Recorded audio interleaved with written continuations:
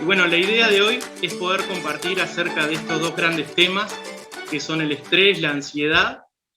Y bueno, si bien existe una amplia literatura, por así decir, en relación tanto al estrés como a la ansiedad, hoy me gustaría hacer un poco de foco desde la perspectiva psicológica y también desde una corriente que es la que yo estoy trabajando, desde la cual me pienso, o al menos pienso y trabajo con los pacientes, que es la perspectiva cognitivo-conductual. Tal vez se conocen más bien otras corrientes, tal vez el psicoanálisis o algo más funcional o psicodinámico, pero vamos a verlo desde una perspectiva cognitivo-conductual. Entonces voy a compartir pantalla para, a ver si puedo, ahí, bien. Y la idea de hoy es poder responder algunas preguntas, entre ellas, ¿qué es el estrés? ¿Qué es la ansiedad? ¿Cómo la reconozco en mí y cómo puedo reconocerla en otros? Como también preguntarme, a ver, ¿cómo esto se dispara en el cuerpo? ¿Se puede regular? Y bueno, y ante situaciones de estrés que pueden llevar o que pueden llegar a ser crónicos o estados de ansiedad también que pueden llegar a ser crónicos, ¿qué hago? ¿Cómo hacer? ¿Tá? La idea es poder compartirles hoy algunas herramientas y también plantearles algunos desafíos que puedan quedarse. Y bueno, la idea es poder pensar desde esta perspectiva, más allá de que voy a estar integrando otras perspectivas que hacen también al asunto del estrés y la ansiedad. Bueno, para arrancar me gustaría hacer algunas precisiones.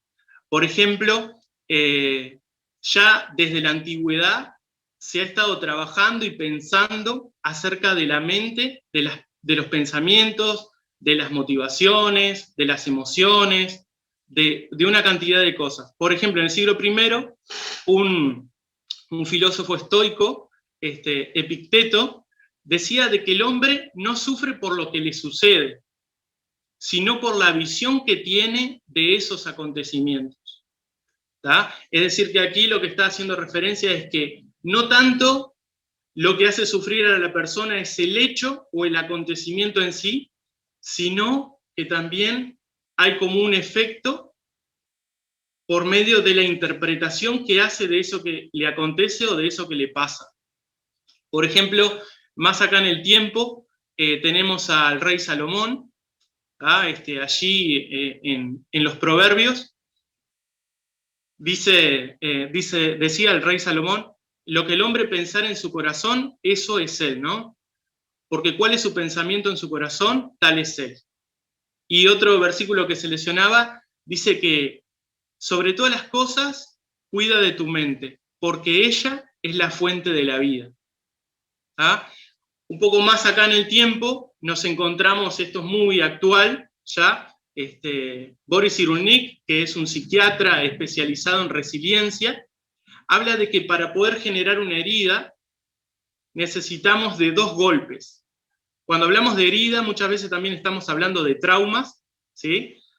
Por ejemplo, pienso dentro de la ansiedad, el TEPS, trastorno por estrés postraumático, por ejemplo, es un tipo de ansiedad que justamente lleva a algo crónico, ¿no? Que se debe a trauma. Pero, por ejemplo, aquí Boris Cyrulnik lo que dice es que, por un lado, para generar una herida, para producir una herida necesitamos de 2 golpes. El golpe del acontecimiento del hecho y también el golpe del significado que le doy a eso que experimento.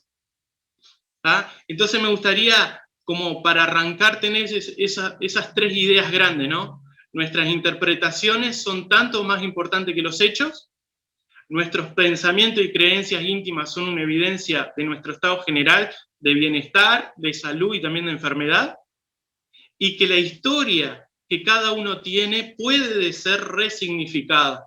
Es decir, que todos tenemos una historia de aprendizaje, todos hemos vivido cosas diferentes, pero esa historia puede dar un giro, tener un cambio por medio de la resignificación es también una técnica, una herramienta que provee la psicología para poder generar bienestar en la vida de la persona. Ahora sí, para poder arrancar a hablar del estrés, me gustaría utilizar la definición de la OMS, de la Organización Mundial de la Salud, que dice que el estrés es el conjunto de reacciones fisiológicas que preparan al organismo para la acción. ¿Tá? En términos globales, se trata de la activación de un sistema de alerta, que es biológico, que cumple justamente la función de protegernos, de la supervivencia. ¿Tá? La idea es poder atender diferentes exigencias, diferentes demandas que presenta el ambiente al sujeto, y bueno, la idea es poder, por medio de la evaluación, de las consideraciones que hace la persona, ver si cuenta o no cuenta con los recursos para enfrentar esa situación de estrés. ¿Tá? Todos en algún momento vamos a estresarnos, y eso no significa de que pueda convertirse en una enfermedad. Pero sí es importante saber de que el estrés forma parte de la vida del sujeto. Siempre que se presente una demanda o una exigencia por parte de una situación, siempre va a estar allí operando el estrés. ¿Tá? La idea es poder llevarnos a la acción. Y bueno, 3 fuentes básicas sobre las cuales nosotros experimentamos estas situaciones es el cuerpo, el entorno y también el mundo de los pensamientos. ¿Tá? Cuando hablamos del estrés, muchas veces asociamos con experiencias negativas, ¿no? Decimos, estoy sintiéndome mal, estoy desbordado, no sé qué hacer. Bueno, casi siempre el hecho estresante se asocia con experiencias negativas, como cómo le hago frente a la muerte de un ser querido, una enfermedad, perder un trabajo, haber tenido una mala experiencia, ¿no? Y sin embargo, el hecho estresante también se da en el mundo de los acontecimientos, de las vivencias que son positivas, como por ejemplo cambiar la casa, mudarte, trasladar una cosa de un lugar a otro, encontrar un trabajo nuevo, ¿no? Nuevos desafíos, por ejemplo, el que te asciendan, tener más responsabilidades, por ejemplo, enamorarte. De alguna manera, todo se convierte en un hecho estresante. Pero aquí lo que importa es la visión que yo tengo o la percepción que tengo de ese hecho estresante. ¿Tá? Pensemos bastante hoy en esto, ¿no? De cómo lo percibo, qué evaluación hago, qué valoración hago de esa situación que considero como estresante. Algunas consideraciones. Bueno, ahí vemos 2 imágenes. Varios de los que están acá seguramente conozcan el personaje. Bueno, es el príncipe William ahí. Le tomaron una foto y tal vez si publicaban la primera en el diario quedaba regaladísimo, ¿verdad? Pero en realidad, qué importante que es tener como una segunda mirada, una segunda perspectiva de las cosas, ¿no? Entonces yo anotaba ahí, necesitamos trabajar en nuestra percepción de las cosas, porque no todo es lo que parece. ¿Tá? Corremos peligro cuando contamos solo con un punto de vista, sabiendo de que tenemos al alcance más información. Un autor decía de que no vemos las cosas como son, sino como somos nosotros. ¿Tá? Y muchas cosas pueden ser verdad, como en el caso del cilindro, que también es un rectángulo y también es un círculo. ¿Tá? Es importante de identificar, cuando hablamos del estrés, qué situación es verdad y qué situación es mentira, si es producto de mi imaginación, si es una presuposición. Hay que identificar si es verdad, si es mentira, ¿no? Entonces, no es que no vemos las cosas como son, sino como nosotros somos. Bueno, la idea, cuando pensamos el estrés, al menos desde esta perspectiva cognitivo-conductual, es poder encontrar un propósito y una finalidad. Ver la situación de estrés como un reto, como un desafío a superar, ¿sí? Y no tanto como una situación catastrófica en donde ya por el hecho de de tener esa creencia irracional, de tener como eso de amplificar, de magnificar, ¿no? De ver la situación de esta manera, complica más las cosas. Entonces es mejor evaluar, ¿tá? El acontecimiento estresante, ver los recursos y las posibilidades que yo tengo de afrontarlo, ¿tá? Para poder determinar la naturaleza de eso que me está estresando, ¿tá? Y bueno, después dirigir toda esa energía a la búsqueda de soluciones, ¿no? Por medio de respuestas, por medio de estrategias de afrontamiento. Por ejemplo, hoy en día el término estrés hace referencia a una sobrecarga emocional, ¿tá? Que experimenta el individuo vinculado a una exigencia desproporcionada del ambiente. Casi siempre la experiencia de estrés se relaciona justamente con una demanda, con una exigencia, que puede ser en el trabajo, que puede ser en las relaciones, y ahí es bueno que de alguna manera tengamos que poner a jugar nuestras habilidades, nuestros recursos, si sabemos poner límites, si en realidad nos están manipulando, si en realidad me tengo que autoafirmar, tengo que ser asertivo, tengo que expresar lo que quiero para mí, si corresponde callar. Hay una cantidad de cosas que debemos de evaluar, ¿no? Por ejemplo, aquí elegía esta prueba que se hace con el cemento, ¿no? Donde se pone a prueba, por medio de la fuerza aplicada sobre un cuerpo, si este material va a ser, se va a desintegrar, se va a romper, o en realidad si va a mostrar la resistencia. En este caso estamos hablando de cosas que no tienen vida, pero cuando hablamos de un ser humano estamos hablando de persona, ¿no? Estamos vivos y de alguna manera las presiones, y cuando éstas se vuelven desproporcionadas, pueden llegar a un nivel en donde tiendan a la enfermedad, y es justamente, todo lo estoy pensando ahora desde el lugar de la prevención, tratar de nunca llegar a ese nivel, sino más bien prevenir. En el caso de la ansiedad, bueno, tanto el estrés como la ansiedad es un componente normal y habitual, ¿sí? En la vida de todas las personas, ¿tá? Y también tiene que ver con una respuesta adaptativa, ¿tá? Es la activación de un sistema de alerta, pero ¿qué pasa?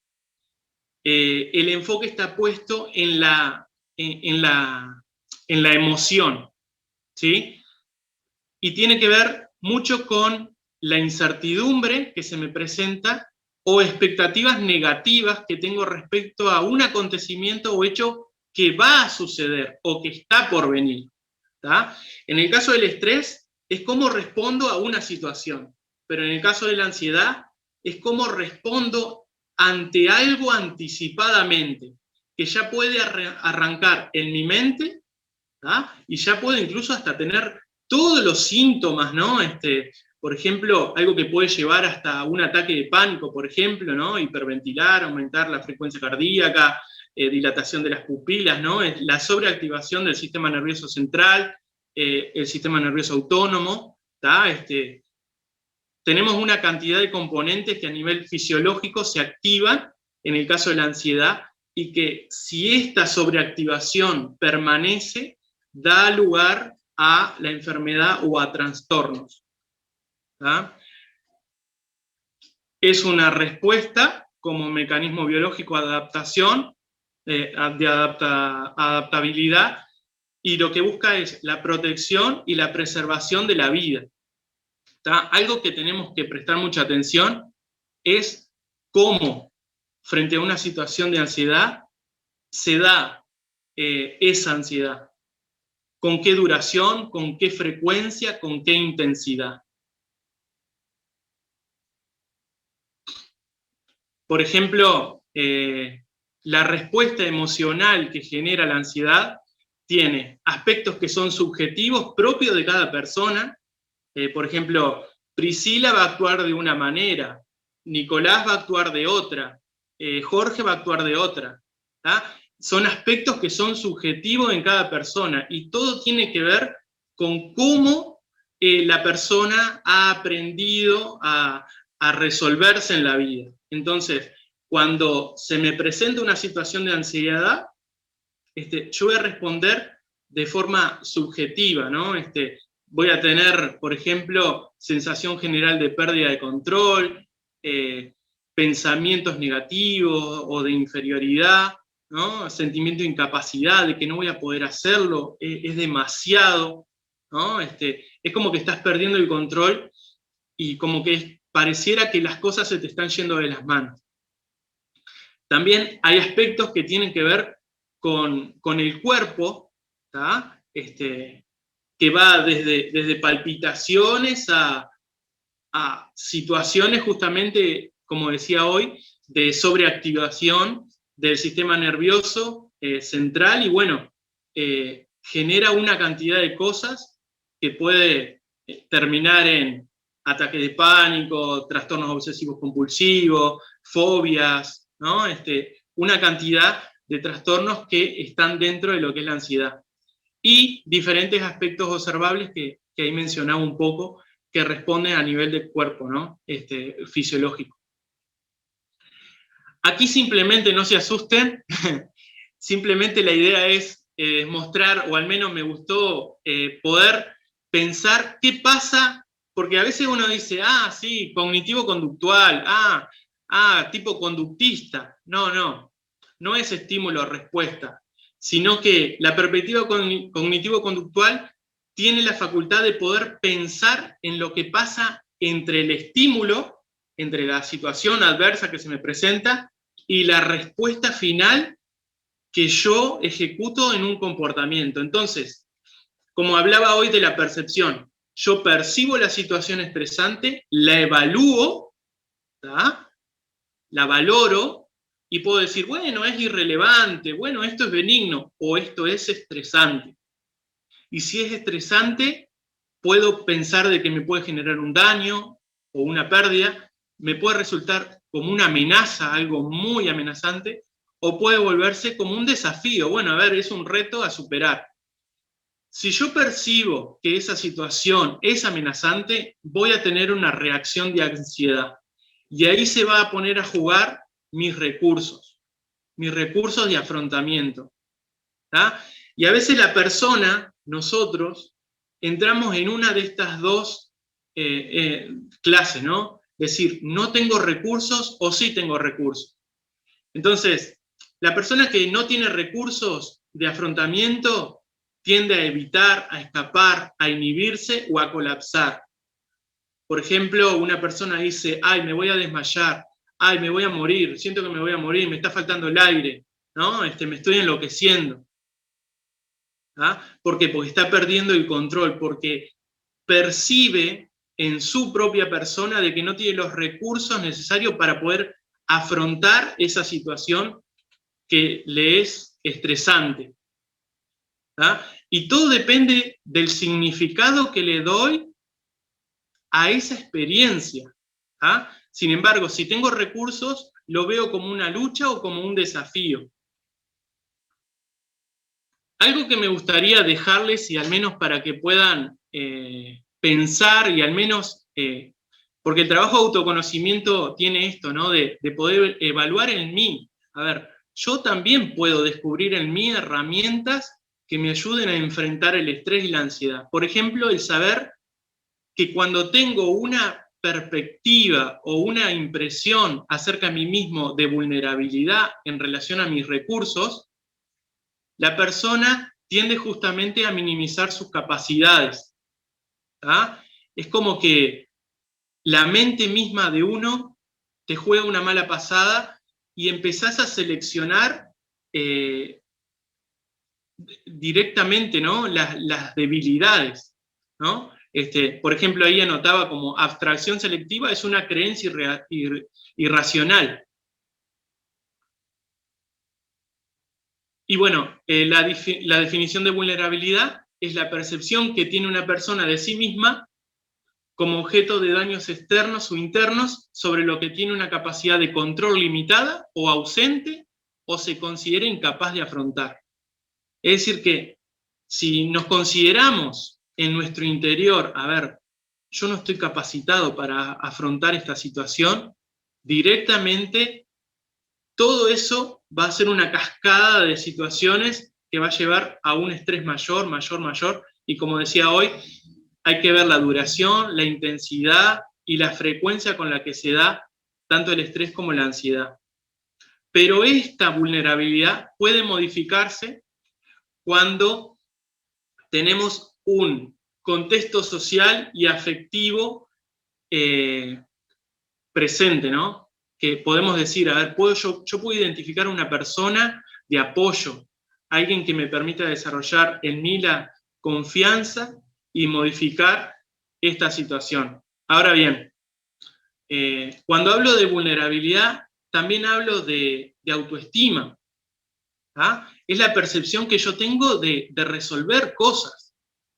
¿Ah? Cuando hablamos de autoestima, tiene mucho que ver con la atribución que yo tengo del éxito y del fracaso, de cómo yo me demuestro a mí mismo, a ver, sí, soy capaz de poder hacer esto, pero cuando al evaluar la situación en donde tengo que enfrentar, ¿ah? Ponerme y accionar, no soy capaz, entro justamente en esta situación de vulnerabilidad y todo comienza a jugar en mi contra. Por eso, la idea hoy es poder trabajar sobre este punto en tu vida para poder fortalecerlo, poder aprender a desarrollar otros repertorios de comportamiento.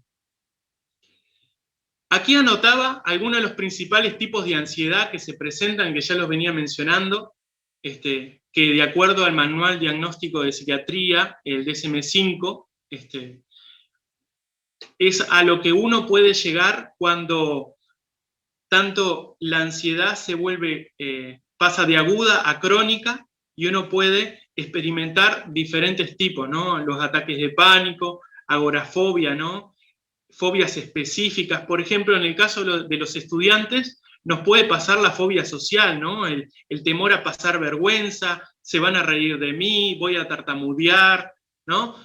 En donde ahí comienza a operar esto de la vulnerabilidad. ¿Seré capaz de hacer esto, de enfrentar esta situación? Sí, no.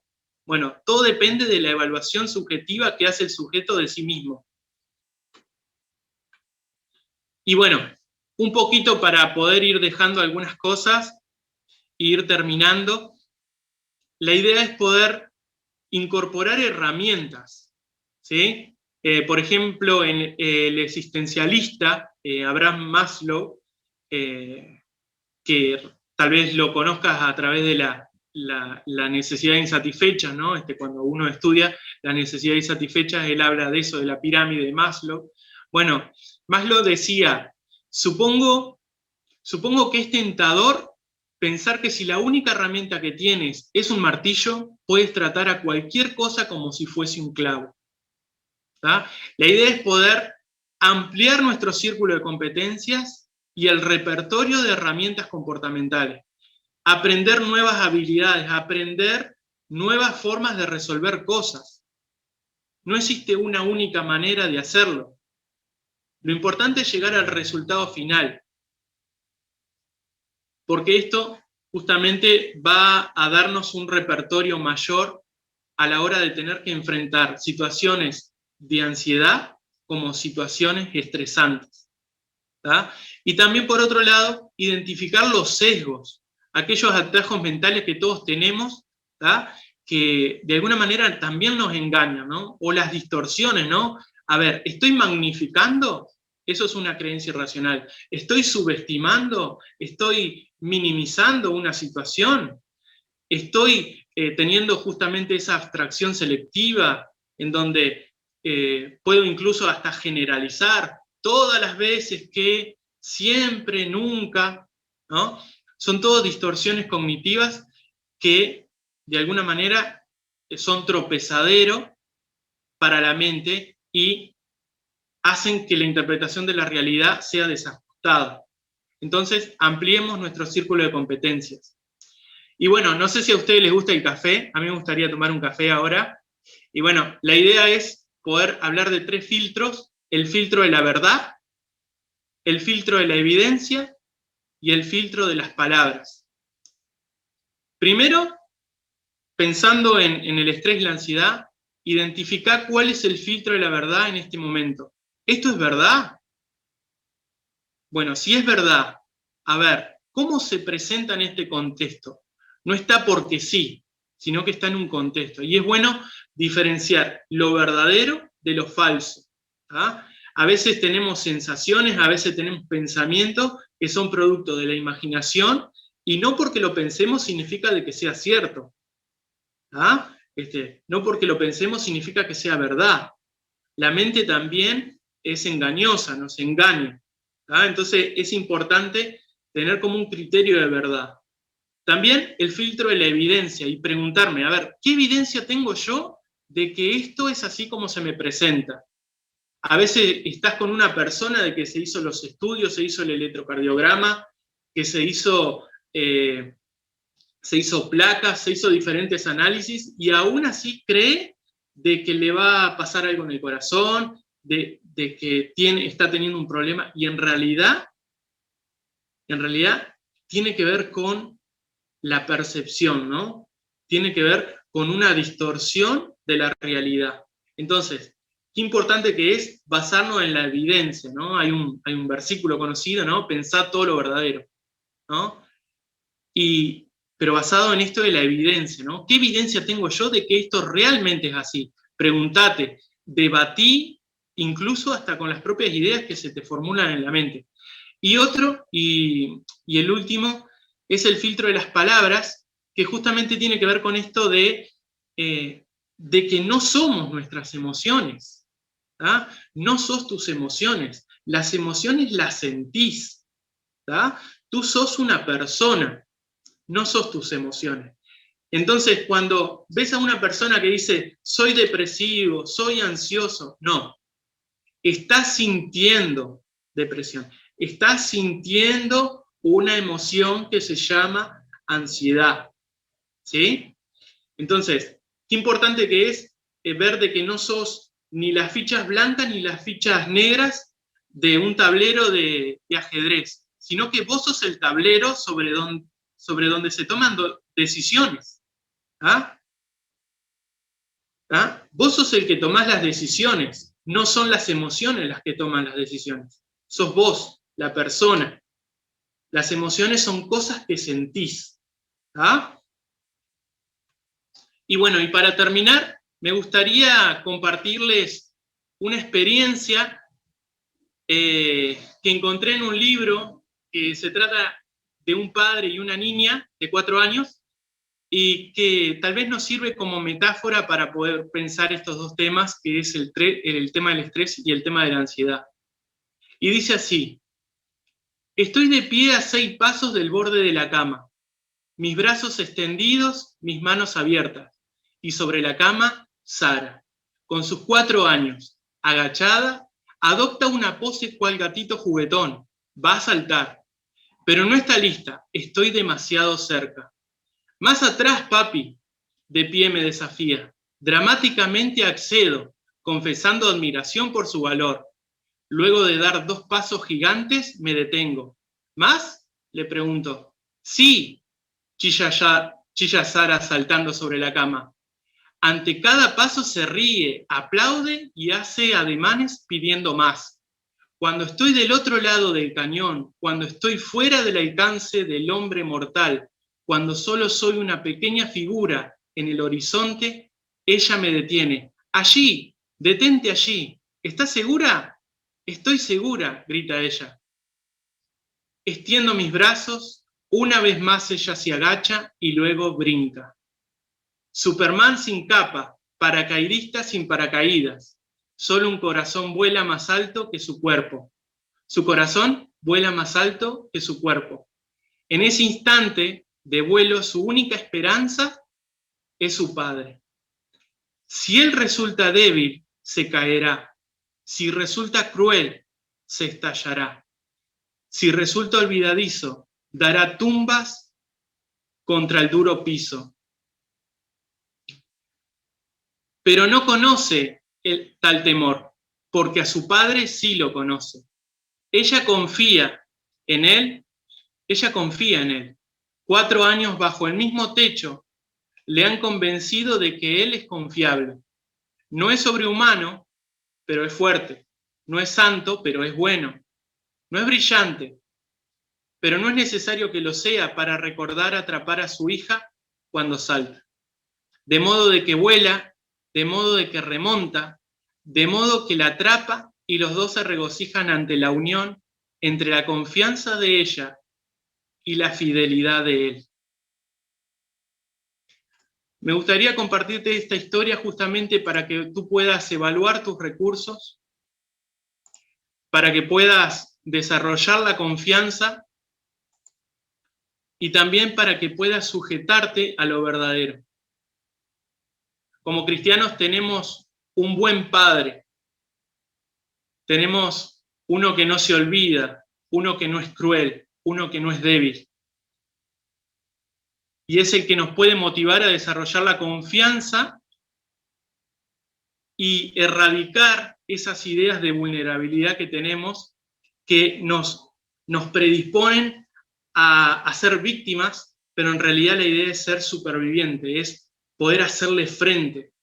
¿Ah? Sabemos de que hay respuestas que son fisiológicas, pero otras tienen que ver con el estado del corazón, con el estado de nuestros pensamientos.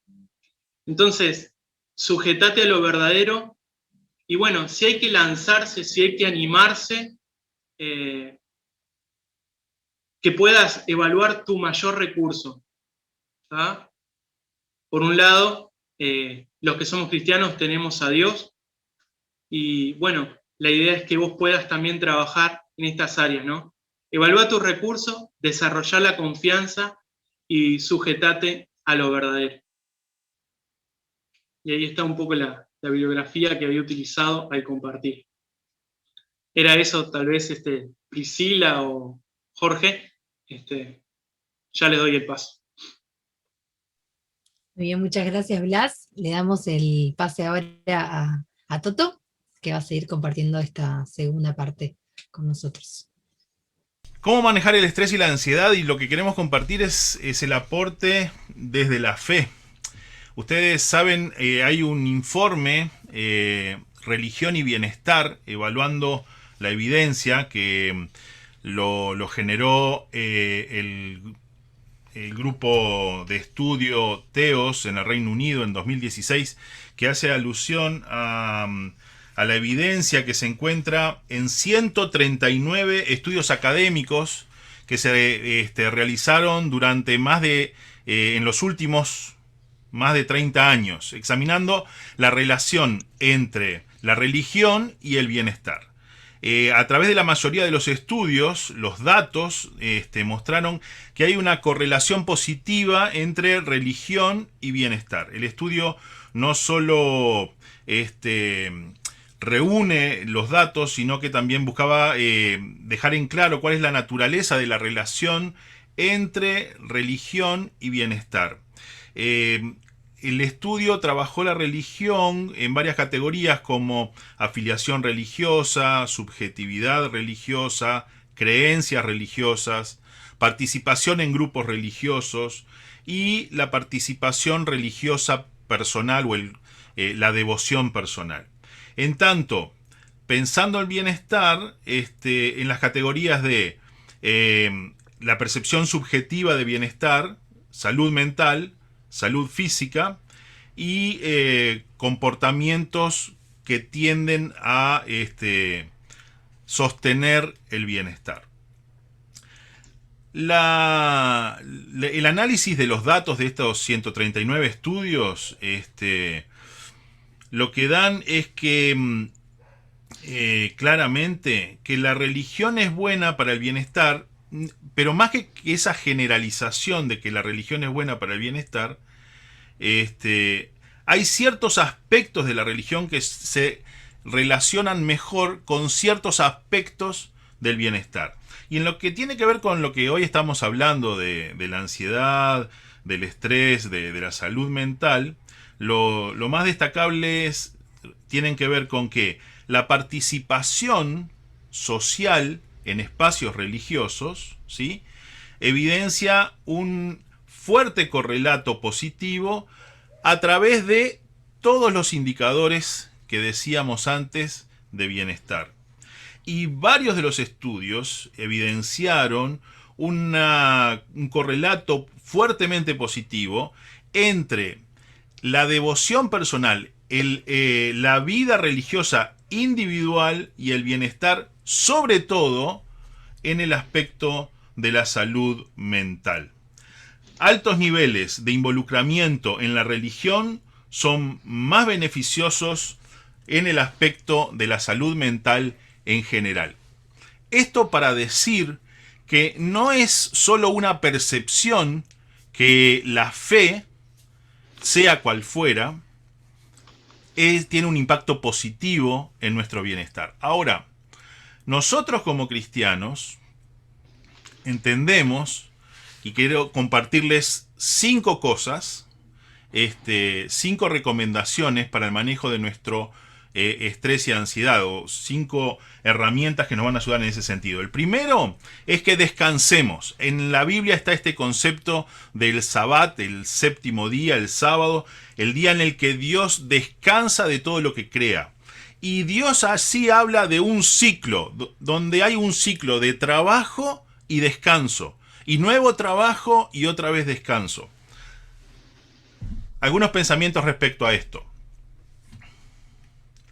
Primera cosa, permitamos que Dios nos rescate de la droga del hacer. Vivimos en una sociedad que no solo nos inculca la necesidad de nosotros estar produciendo continuamente, sino que también nos produce un placer, una recompensa inmediata, y esta se refuerza. Justo ayer estaba leyendo un hilo en Twitter de una muchacha joven que se estaba quejando justamente de cómo a través de esta forma del trabajo remoto terminaba trabajando muchísimas horas más y siempre teniendo que estar disponible para el trabajo, para sus jefes, y se quejaba fuertemente.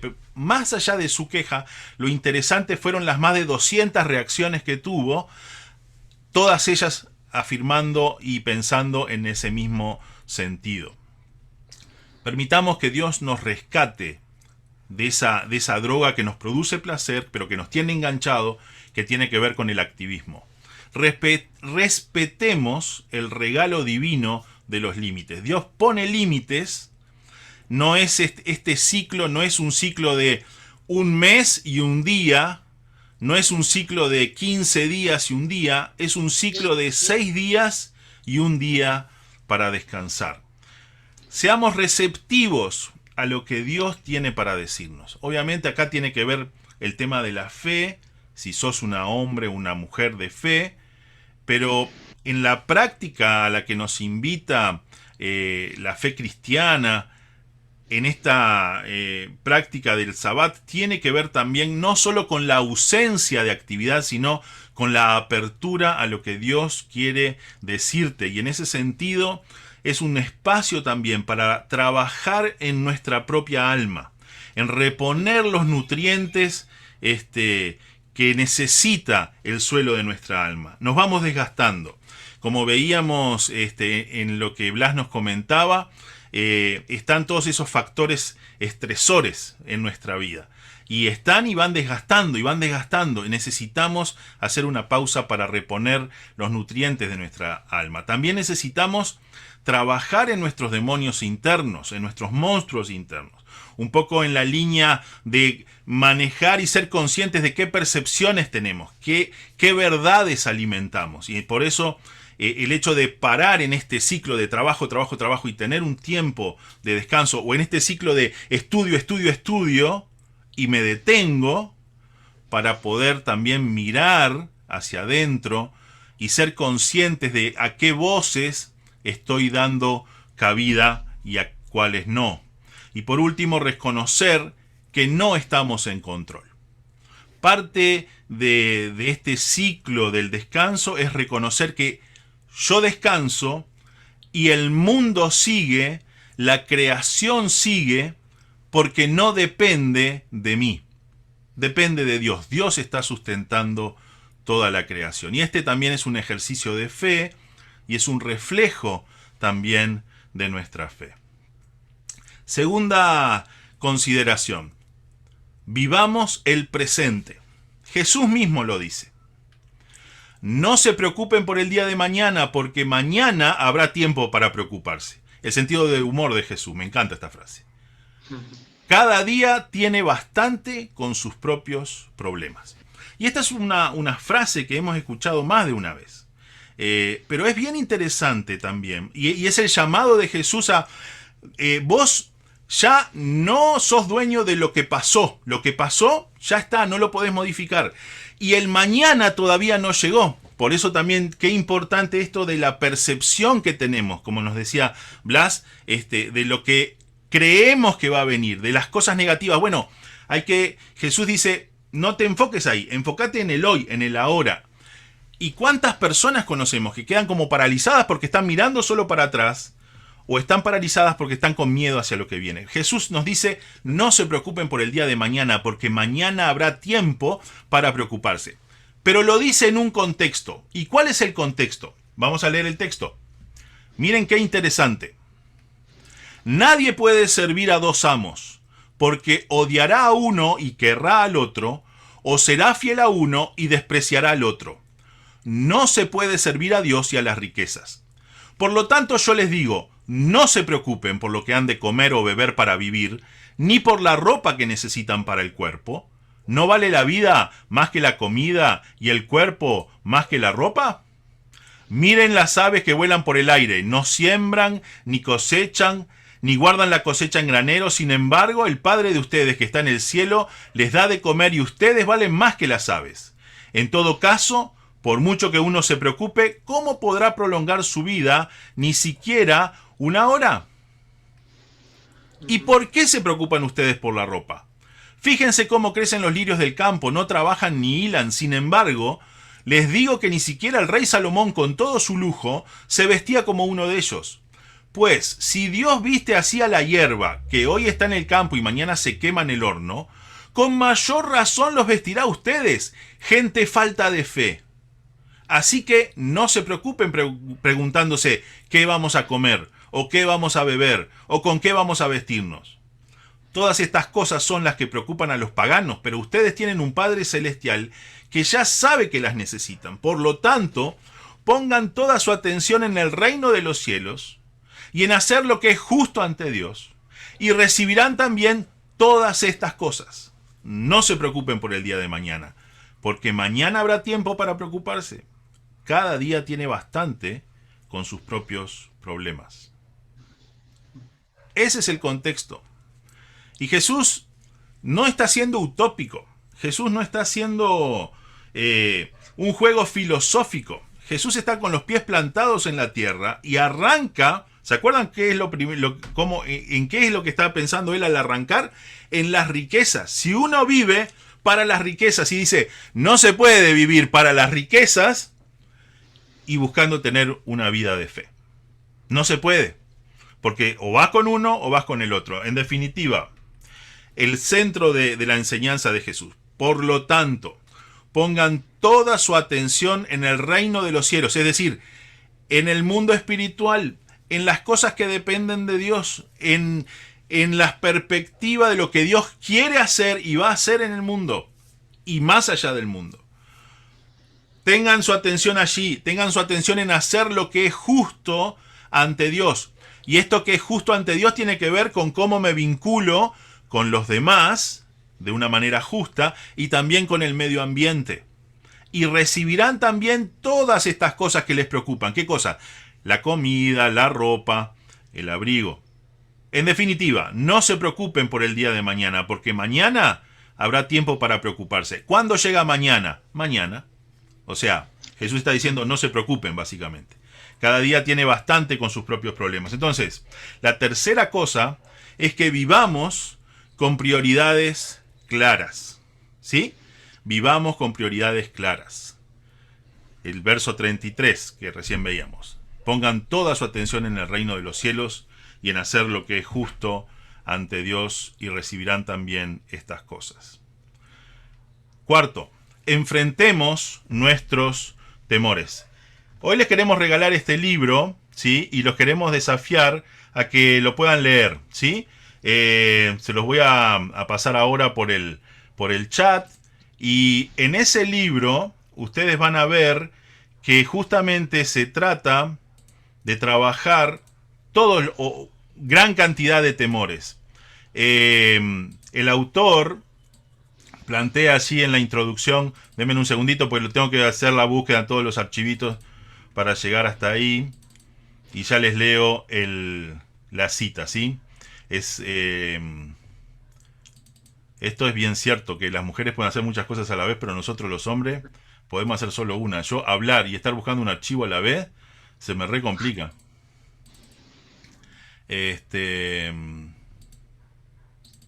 Aquí está yendo el libro para ustedes. Ya está yendo ya se envió, lo pueden ya bajar de su correo. Bueno, dentro ya se nos está yendo el tiempo, pero dentro del libro, en la página 10, hay una cita muy interesante de qué es lo que lo motiva a él a escribir este libro, que tiene que ver justamente con enfrentar los temores y darle herramientas a los cristianos, a la gente que tiene fe, para enfrentar sus temores. Y si vos no tenés fe, todavía no tenés fe, también te invito a que lo leas, porque está muy bueno. Y capaz que podés empezar con el último de los capítulos, que tiene que ver con el tema de tener miedo a Dios, a tener una vida de fe. Lo último que podemos hacer también, que tiene que ver con esto del aporte desde la fe para enfrentar el estrés y la ansiedad, es dialogarlo con amigos, hablarlo con amigos.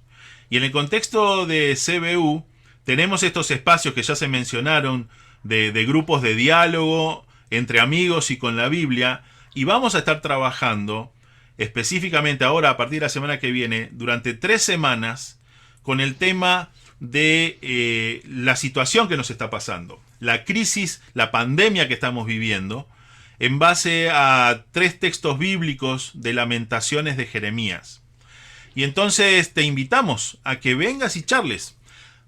De momento vamos a tener 3 grupos, uno los martes a las 5, otro a las 7 y los jueves a las 6 de la tarde.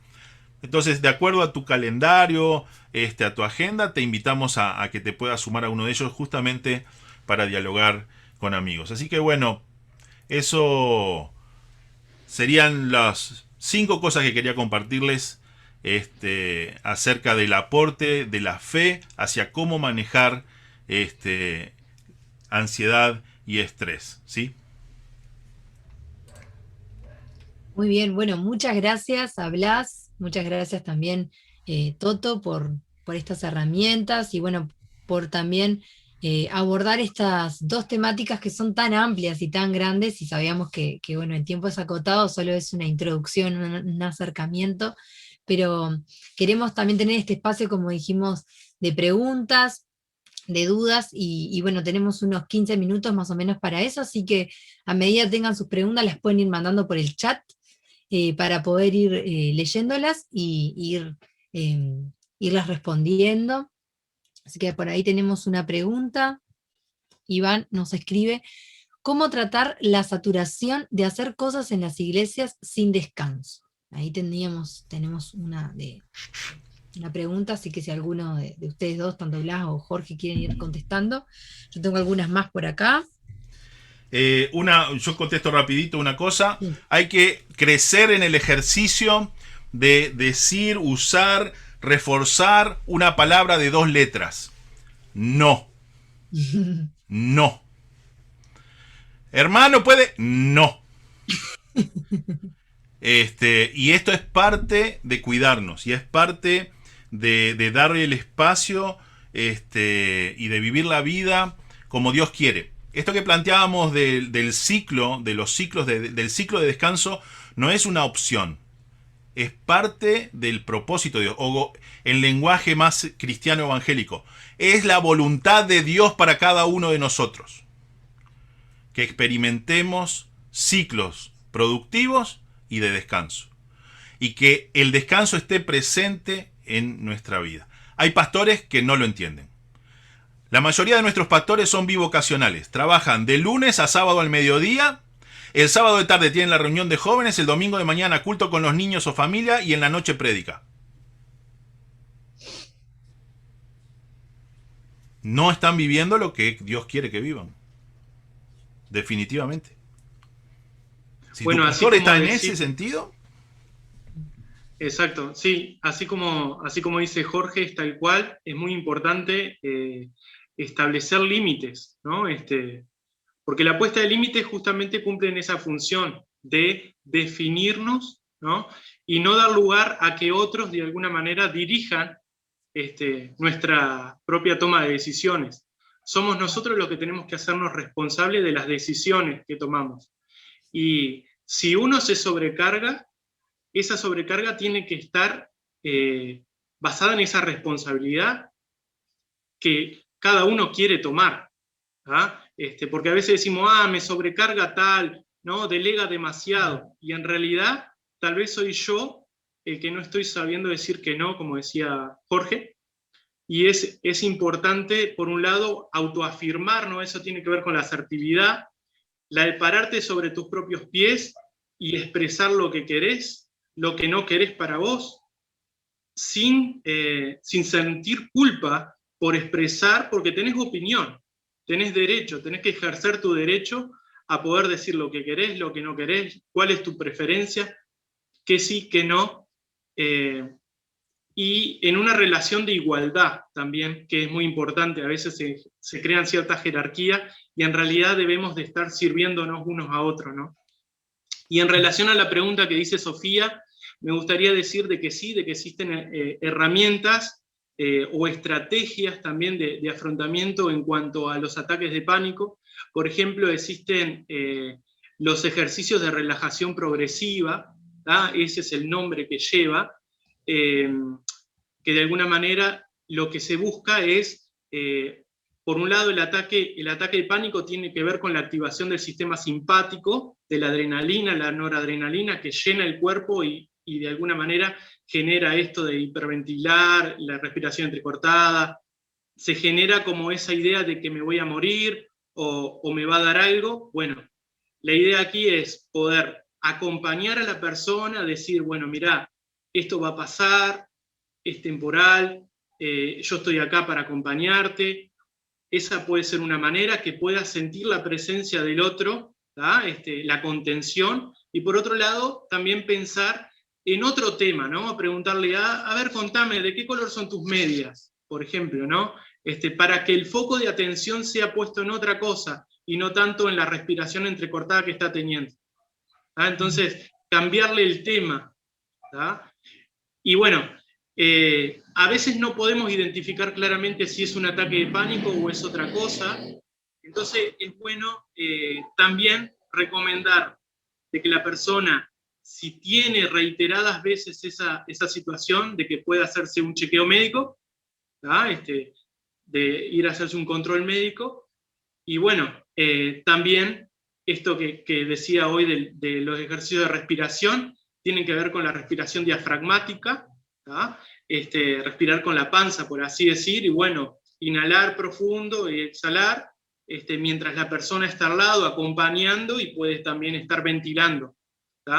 Pero también hay cura por medio de la palabra, entonces uno puede también estar conteniendo con la palabra y con la mirada también.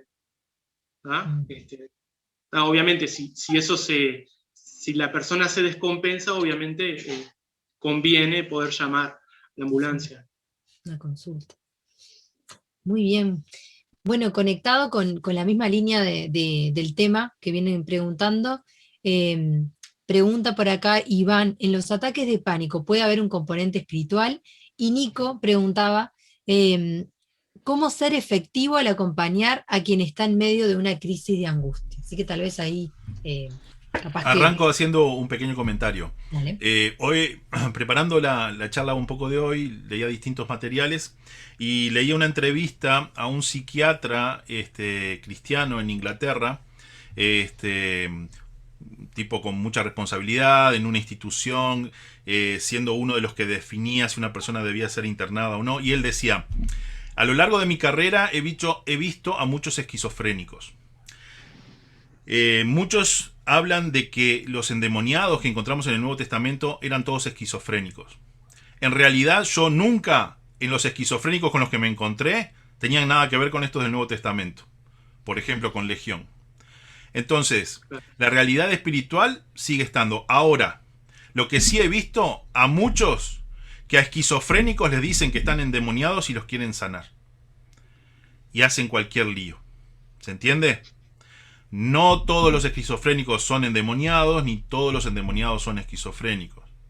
Entonces, existe el mundo espiritual. Yo no me animo a decir que cada caso, específicamente como vos preguntabas de los ataques de pánico, tienen que ver con una realidad espiritual.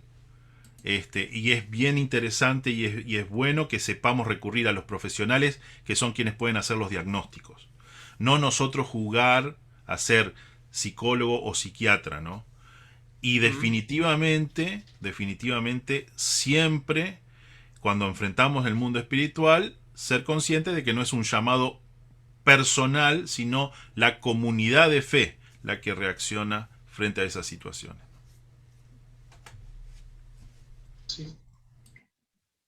Muy bueno, Toto, muchas gracias. Sí, es importante diferenciar, ¿no?, lo que es una activación de un sistema, ¿tá?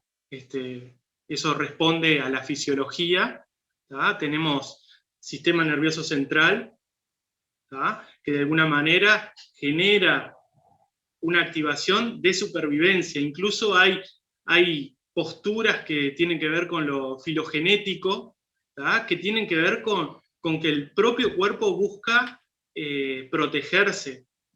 ¿Por qué? Porque, como decía Jorge hoy, en el caso de la ansiedad, uno tiene una creencia anticipada, ¿tá?, de algo que no sabes si es real, pero la tenés ya instalada. Y uno lo que tiene que revisar es los pensamientos, ¿no?, esas ideas o esas verdades que de alguna manera compra o cree, ¿tá? Yo no relacionaría en el sentido espiritual como lo asocia Jorge, o lo está preguntando Iván, sino que más bien, más allá de que somos sujetos biopsicosociales y espirituales, ¿tá?, el ser humano contiene la dimensión espiritual. Es importante saber diferenciar lo que es una conducta que corresponde a una consecuencia física, que puede venir de un trasfondo X, ¿tá?, porque ponele, yo puedo hacer de mi mente un basurero y puedo dar lugar a muchas cosas, ¿tá?, pero también puedo estar sacando la basura todos los días y limpiando mi mente, ¿no? Bueno, muy bueno. Nos queda por ahí un poco la pregunta de Nico, de cómo ser más efectivo en acompañar a alguien que está en medio de una crisis de angustia, como cosas así concretas. Si alguno más tiene alguna pregunta, alguna duda, algún aporte que quiera hacer y puedan mandarlo ahí desde el chat, estamos ahí en los últimos minutitos. No sé si alguno quiere responder un poco esta pregunta que traía Nico, y tenemos alguna pregunta más por acá para ir cerrando este tiempo. Bueno, algo que ayuda mucho a veces es el poder reconocer en el otro las fortalezas, ¿tá? De alguna manera, el reconocer las fortalezas del otro es como que comienzan a poner, como jugarle la pulseada a esta creencia que tengo de vulnerabilidad, de que no tengo recursos y que las cosas se me va de la mano, ¿tá? Entonces, cuando vos podés reconocer y conocés a la persona, por medio de las palabras, podés decirle, pero mirá, vos ayer tuviste que enfrentar esta situación y actuaste de determinada manera. Bueno, ahora, ante esta situación, vas a poder, ¿por qué? Porque si aquella situación, ¿no?, la enfrentaste de esta manera y fue una resolución exitosa, vamos a decir así, estoy tratando de hablar como muy general, para abarcar muchos temas. Bueno, en esta otra situación también vas a poder y hacerlo mejor, ¿tá? Obviamente que a veces la persona no incluso hasta pierde el sentido de escucha cuando está demasiado sobresaltada, pero lo importante es el acompañamiento de el estar ahí, ¿no? Eso es como lo más importante, que no estás solo, sino que la compañía, una figura de apoyo, una figura de cuidado siempre es clave. Y también para hacerte saber lo que es verdad, ¿ah? A veces tenemos, no sé, como que pensamientos intrusivos, por así decir, que nos juegan una mala pasada. Y en realidad eso activa en nosotros cosas que en realidad no tendrían por qué estarse activando si las prevenimos, ¿no? Si no nos metemos en esos territorios, por así decir. Pero creo que la palabra, la mirada, el agarrar de la mano, ¿no? Hacerle saber de que estás es muy importante. Muchas gracias, Blas. Creo que es un tema que nos sigue dejando como muchas preguntas abiertas, interrogantes, y es la idea que pueda ser así, ¿no? Tal vez si hoy no te animaste a hacer alguna pregunta, pero te quedó algo resonando ahí, la idea es que podamos seguir dialogando sobre estos temas, que los podamos seguir pensando. Sabemos que a nosotros como población universitaria nos afecta muy de cerca. Tal vez muchos de los que estamos acá hemos atravesado situaciones eh, como las que hoy se describieron, y, y sabemos cuán sensible es el tema, ¿no? Atravesar tanto por estas crisis de pánico, de ansiedad, o por momentos de un estrés sostenido. Entonces, que también como comunidad, como CBU, podamos generar estos espacios de diálogo, y si te quedan dudas, si tenés alguna situación también puntual que te gustaría hablar más tal vez por privado, también ahí está el contacto de Blas para poder escribirle, de Jorge, o de algunos de nosotros también del equipo. Y una pregunta que teníamos por acá, como para ir cerrando, era: ¿qué hábitos concretos podría integrar a mi vida o a su vida una persona para prevenir el estrés y la ansiedad? Algunos ya los expusieron, ahí como estas herramientas que traía Toto del descanso, bueno, que Blas hablaba también acerca del acompañamiento de otros, del poder ver nuestra vida ahí desde otras perspectivas. ¿Qué otros hábitos podemos llevarnos así como prevención en nuestra salud para integrar? Yo pienso en dos o tres cositas bien sencillas. Una es llevar cuentas cortas con Dios y con los demás. Es decir, no dejar que los conflictos se permanezcan en el tiempo sin resolver.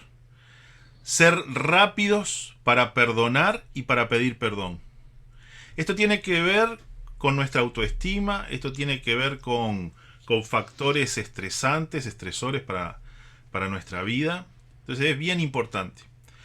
La otra cosa que me parece que es un hábito, es disfrutar de la gracia de Dios. ¿Esto qué quiere decir? Disfrutar de este vínculo que Dios quiere tener con cada uno de nosotros, que parte de su amor por nosotros en forma incondicional. No necesitamos hacer nada para ganarnos el amor de Dios. Disfrutemos eso. En la medida que somos capaces de disfrutar esto, entran en perspectiva todas las demás cosas. Esto es muy fácil decir, ¿no? Es el desafío de vivirlo. Y Jesús lo tenía bien claro y sabe que excede a nuestras fuerzas. Por eso tenemos la presencia sobrenatural de Dios a través de su Espíritu Santo en quienes creemos, ¿no? Entonces es dar espacio a esta presencia de Dios en nuestra vida, para que pueda, como dice Romanos, dar testimonio a nuestro espíritu, a nuestro interior, de que somos efectivamente hijos de Dios. Entonces, cuentas cortas con Dios, cuentas cortas con mi prójimo, disfrutar del amor incondicional de Dios. Bien, y bueno, tal vez para agregar algunas más, por un lado, me parece importante el establecer prioridades ser una persona que tiene convicciones y que las expresa. ¿tá? Hoy se mencionó esto de saber decir que no, y a veces no necesitamos dar explicaciones de por qué no. ¿tá? Tenemos el derecho de decir es no y suficiente, punto final. ¿tá? A veces como que entramos a dar explicaciones y las personas terminan manipulándonos y convenciéndonos hasta con más razones para que terminemos haciendo lo que ellos quieren. Y en realidad es importante aprender justamente a saber qué es lo que quiero para mí, ¿no? y cuidarme. Por otro lado, no ser esclavo de mis pensamientos. ¿Por qué? A veces vivimos muy atados en el mundo del pensar, pero el mundo del hacer, en el mundo del hacer, viste que quedó la estatua ahí, el pensador quedó pensando. Nunca salió de la estatua. Y bueno, a veces necesitamos primero tomar acción y después ajustar. Pensar y volver a actuar, ¿no? Es clave no rumiar tanto con el pensamiento, ¿no? Lo que podría ser, capaz, no sé, ¿no? El suponer, el inventar, y en realidad lo real es lo que sucede, no todo lo que maquinamos en la mente. Entonces, bueno, no ser esclavo del pensamiento, y porque si no se genera una fatiga mental impresionante, que justamente eso lleva un desgaste en el estado de ánimo y puede llevar a enfermedad, como decía, ¿no? A volverse algo crónico. Y importancia también de planificar lo que querés para vos, planificar, ¿no? El que se sienta, el que quiere construir una torre, primero evalúa, si puede arrancar, si tiene los materiales y si puede terminar. No vaya a ser de que venga la gente después y se ría de que no pude terminar.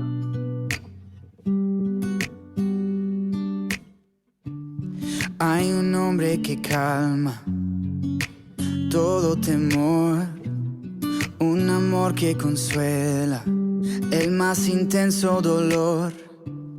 Es fiel a sus promesas y me cuidará. De mi fe es el ancla, nunca fallará. Todo va a estar bien, everything will be alright. El mundo en su mano está, tu mundo en su mano está. El creador del universo venció toda ansiedad. Tu mundo en su mano está y todo va a estar bien. Oh, oh, oh. Todo va a estar bien. Oh, oh. Todo va a estar bien. Padre, te confieso a corazón abierto que todo es muy incierto en este desierto. Mi vulnerabilidad está al descubierto. Siento que mi barca está muy lejos de su puerto. ¿Por qué será que ya no sale el sol en mis días? ¿Por qué mis noches son tan frías? ¿Por qué será que siento que me falta algo? ¿Por qué este camino gris se siente tan largo? Sé que estás sobrando aunque no te sienta. Sé que estás sobrando aunque no te vea. Sé que voy a salir de esta odisea. Sé que voy a ganar esta pelea. Sé que va a cesar esta marea temporaria. Que en ti yo viviré una vida extraordinaria. Que aunque no pueda entender, me consuela saber que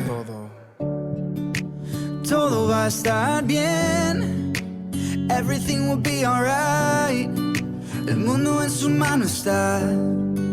Tu mundo en su mano está. El creador del universo venció toda ansiedad. El mundo en su mano está y todo va a estar bien. Oh, oh, oh. Todo va a estar bien. Oh, oh, oh. Todo va a estar bien. Oh.